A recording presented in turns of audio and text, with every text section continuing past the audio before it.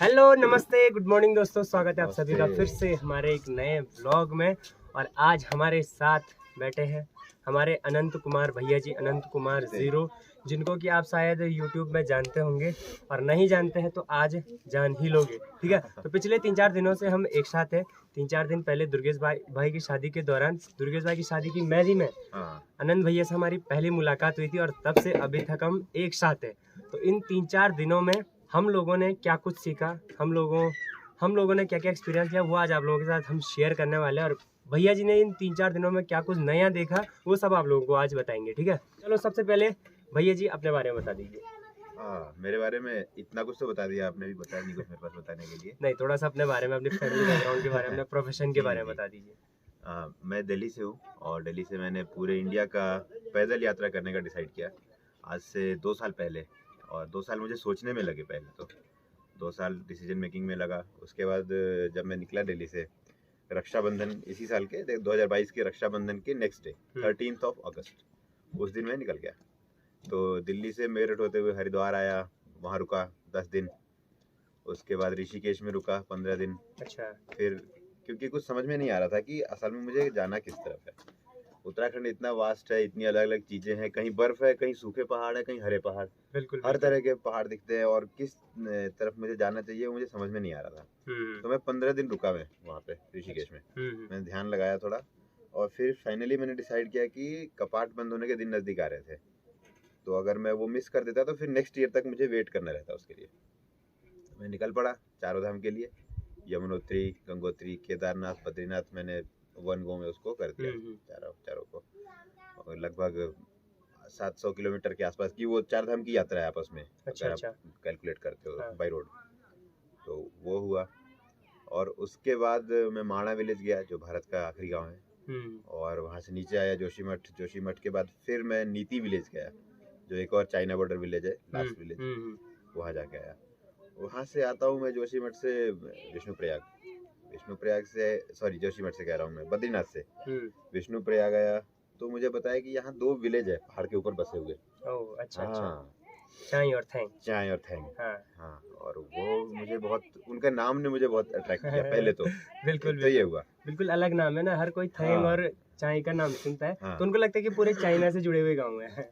आपका व्लॉग में पहले से देख भी रहा था, लेकिन मुझे मालूम नहीं था कि ये गाँव है। अच्छा। मतलब यही पे है वो गाँव। नाम पता था मुझे, लेकिन ये मेरे इतने पास में होगा ये मुझे नहीं लगा था कि ये थैंग गाँव पास में ही है, मैं घूम रहा हूँ उधर। ओके, अच्छा। हाँ, तो फिर मैंने ध्यान लगाया कि आपके व्लॉग में भी गांव का जिक्र रहता है, पास में भी वही नाम है।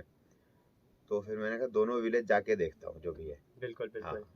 तो चलो, अब आप आ ही चुके हैं, 3-4 दिन आप लोगों ने यहाँ पे स्पेंड कर दिया है, तो बताइए कि कैसा लगा आपको हमारा गाँव। गाँव तो देखो, गाँव लगभग गाँव और एक जैसे लगते हैं देखने में, पहाड़ी गाँव देखने में। असल में फर्क आप तब महसूस करते हो जब आप वहाँ पे जाते हो, वहाँ रुकते हो, बिल्कुल लोगों से मिलते हो। और मतलब मैं उसको मेहमान नवाजी भी नहीं कहूँगा, घर के आदमी की तरह ट्रीटमेंट होती है, हुई है, मतलब होती है तो अलग बात है। Thank you so much. मतलब मुझे लगा मैं अपने घर पे ही हूँ 4-5 दिन, और मुझे आज भी नहीं जाने का मन कर रहा है, लेकिन यात्रा करनी है, जाना है, वो तो है ही, संकल्प लिया है तो उस पे डटे रहना बहुत जरूरी है। 4 दिन से यही पे हूँ, मस्त खाना खा रहा हूँ घर का बना हुआ। और फैमिली में मतलब एक माँ मिल गई, राजेश भाई की मम्मी। ओके, बिल्कुल। मेरी माँ ने जिस तरह से माँ हमारा केयर करती ना, उसी तरह से भैया जी का मुझे उससे भी ज्यादा केयर किया मुझे लगता है। मतलब हमसे बढ़कर माने भैया को। वही ना। तो अब थोड़ा सा ये बता दीजिए आप कि आगे आपके और क्या क्या प्लान्स है, मतलब कहाँ कहाँ पे आपको घूमना है और कब तक घूमना है? अभी तक मेरे प्लान थोड़े अलग तरह के थे। कि जगह घूमना है, कवर करना है, डिस्टेंस, ऐसा अलग अलग जगह जाना है। अभी भी कुछ वैसा ही है, लेकिन काफी बदल गई पिछले 4 दिन में मैं जैसे रहा हूँ फैमिली में। उसके बाद अच्छा, अब मैंने सोचा कि यार टूरिस्ट प्लेसेस या पर्वत, नदी, औली, जो मतलब जो फेमस चीजें हैं, वहाँ लोग जा रहे हैं, ब्लॉग बना रहे हैं, वीडियो भी बहुत सारी है ना, दुनिया भर की वीडियो। आप कोई भी जगह सर्च कर दो फेमस जगह, तो आपको बहुत वीडियो मिल जाएगी। जितना बेटर मैं बना भी नहीं पाऊंगा मेरे एक सिंगल फोन की कैमरे से, ड्रोन से बनाते हैं लोग, बहुत अलग चीजों से बनाते हैं। तो उससे बेटर मैंने ये सोचा कि मैं अलग अलग विलेजेस, जहाँ सिविलाइजेशन है, जहाँ लोग बसते हैं, मैं उन लोगों के जीवन को जाके देखूं, समझूं जो मैं घूमने का असली मकसद मुझे लगता है अच्छा। कि लोगों से मिलना, अलग अलग जगहों के लोगों से मिलना, वो लोग क्या खाते हैं, कैसे रहते हैं, कैसे बिता रहे हैं अपने जीवन को यहाँ पर, और किस तरीके से मतलब खुश रहते हैं लिमिटेड संसाधनों में, थोड़े से संसाधनों में, जरूरत भर के संसाधन में खुश है वो लोग।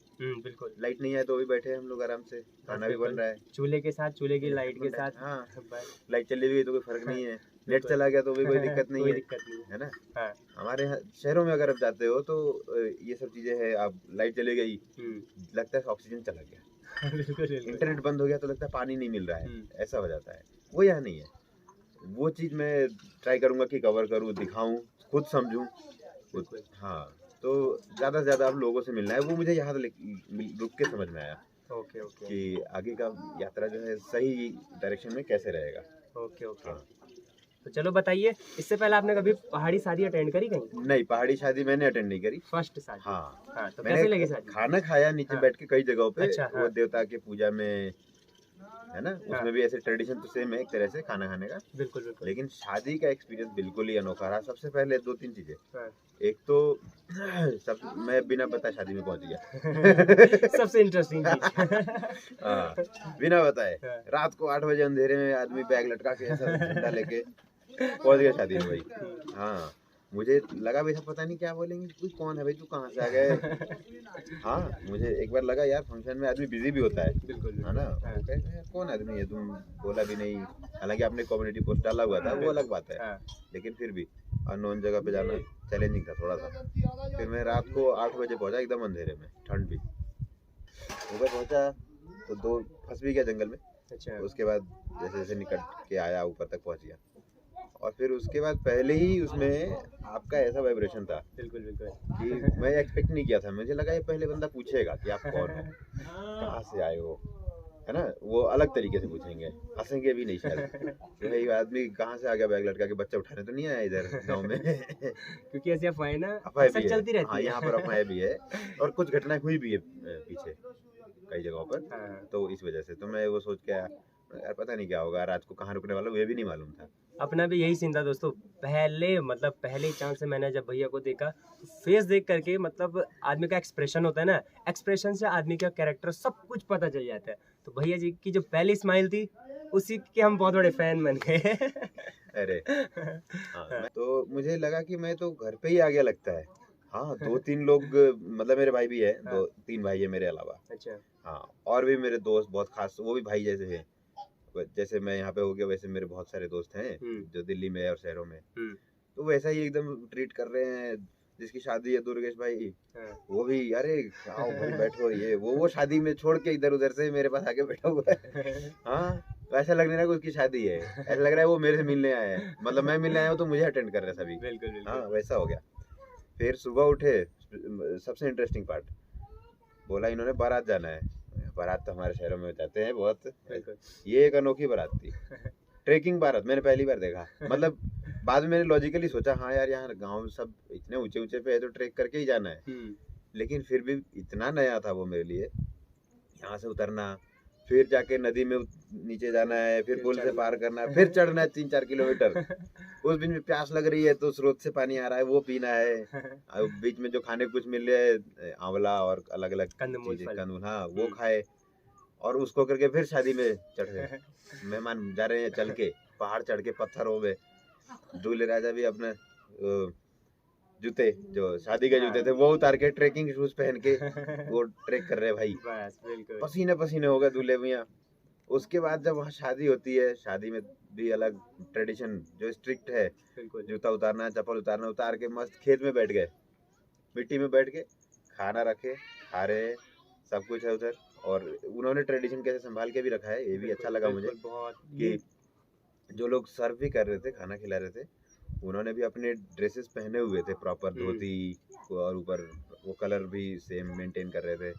जो कल्चर है वो पूरा मेंटेन किया उन लोगों ने, बहुत अच्छा था वो ओवरऑल मिला के। मतलब हाँ, बहुत मजेदार, बेस्ट मतलब इससे बेस्ट कुछ हुआ ही नहीं आज तक। मतलब शादी ही यही देखी मैंने। अच्छा। हाँ, पहली बात। उसके बाद वहाँ से आ रहे हैं तो दुल्हन भी वो अपना पूरा गाउन पहन के, लहंगा पहन के, और वो भी ट्रेक करके उतर रहे। विदाई के टाइम में लोग रोते हैं, गाड़ी में बैठते हैं। बिल्कुल वो ट्रैक कर रहे हैं, 5 किलोमीटर ट्रैक करना है, अभी नीचे नदी जाना है, फिर चढ़ना अंधेरे में, वो भी टॉर्च चला के। तो बहुत नया एक्सपीरियंस था। उसके बाद आए यहाँ पर, शादी से आने के बाद 3 दिन रुका हूँ मैं यहाँ पे। और जिस तरह से रोज अलग अलग चीज़ें खा रहा हूँ, मौसम देख रहा हूँ यहाँ का। सुबह 7 बजे सनलाइट लेने के लिए निकल जाना है बाहर, तो निकलो भाई, फिर ठंड बढ़ जाती है। शाम 3 बजे सनलाइट चला भी जाना है, पहाड़ से ढक जाता है। तो बहुत प्रेसाइज्ड रहना पड़ता है कि इतने देर में ये काम खत्म कर देना है। सुबह उठते ही कपड़े वपड़े धो डालो अपना, ताकि दिन भर में सूख जाए। बिल्कुल बिल्कुल, है ना। हमारे यहाँ तो शहरों में कभी भी धो, उठते ही 12 बजे हम लोग। हाँ, ऐसा है। तो चलिए दोस्तों, फिलहाल तो बातें तो हमारी खत्म होने वाली है ही नहीं, और पिछले 3-4 दिनों से जितनी बातें हम लोगों ने करी है, अगर हम वो पूरी बताने लगे तो पूरे दिन भर भी लगा दे तो फिर भी शायद खत्म नहीं होने वाली। रोज एक ब्लॉग बना सकते हैं। बिल्कुल बिल्कुल। और भैया जी का जब फ्लो बन गया बोलने का, तो रुकने का तो कोई मतलब ही नहीं है। क्योंकि हम 2-4 दिनों से देख रहे हैं, भैया जी एक बार वीडियो कॉल पे बात कर रहे हैं अपने दोस्तों से, तो भाई साहब 3-4 घंटे तक वहां पे से हिल नहीं रही है भाई। तो इनकी वो सबसे बड़ी कंसिस्टेंसी है, एक जगह पे बैठ कर किसी एक चीज पे लगे रहना। तो लास्ट हम यही कहेंगे दोस्तों कि भैया जी आपको रास्ते पे कहीं पे भी मिलते हैं, जो भी हमारे सब्सक्राइबर है, अब फेस आप पहचान ही चुके होंगे, कहीं पर आपको मिलते हैं, तो आप किसी तरह की भी सेवा, खाने की, रहने की, कुछ कर सकते हो तो आप कर सकते हो। आपका मैं भी धन्यवाद करूंगा और भैया जी भी, ठीक है। तो बहुत बहुत धन्यवाद भैया, बहुत मजा है आपसे मिल करके। थोड़ा देर और करते हैं ना, धूप में बैठ मस्त बैठे। गाड़ी निकलने वाली है, नहीं तो हमारी बहुत लंबी बातचीत चलती थी यार। तो ऐसा था कि हमने कल से बोला था कि स्पेशल वीडियो बनाएंगे, और अभी थोड़ा बहुत वीडियो बन चुकी है, गाड़ी वाले भी इंतजार कर रहे हैं, इनको जाना है। बिल्कुल हमको जाना है, तो अब हम बात करते रहेंगे। हाँ। अब शायद हमारा ये फेस टू फेस अभी फिलहाल लास्ट मीटअप है। इसके बाद जब भैया जी का जो संकल्प है वो पूरा हो जाएगा, तो उसके बाद हम एक बार जरूर मिलेंगे। कोशिश ऐसी भी है, आप मिलने के लिए आना ना, मैं नहीं तो मैं। हाँ वही कह रहा हूँ, कोशिश ये है कि आपको आना होगा। कोई दिक्कत नहीं, मैं मिलने के लिए जाऊंगा भैया से, ठीक है। आनंद कुमार 0 शायद हो सकता है कि तब तक ये आनंद कुमार 0 कुछ अलग ही लेवल पे पहुंच जाए, ठीक है। तो चलिए दोस्तों, उम्मीद है कि आप लोगों को हमारा जो व्लॉग है, स्पेशल वाला वीडियो है, ये पसंद आए। पसंद आए तो वीडियो को लाइक कीजिए, शेयर कीजिए, और अगर चैनल पे नहीं हो तो चैनल को सब्सक्राइब कर दीजिए। तो फिर मिलते हैं आप लोगों को किसी और नए व्लॉग के साथ, तब तक के लिए जय हिंद, बाय बाय। थोड़ा सा वॉक करो सभी, यार बिल्कुल बिल्कुल, और फिजिकली सही बनना है तो पहाड़ से शादी करो। हाँ।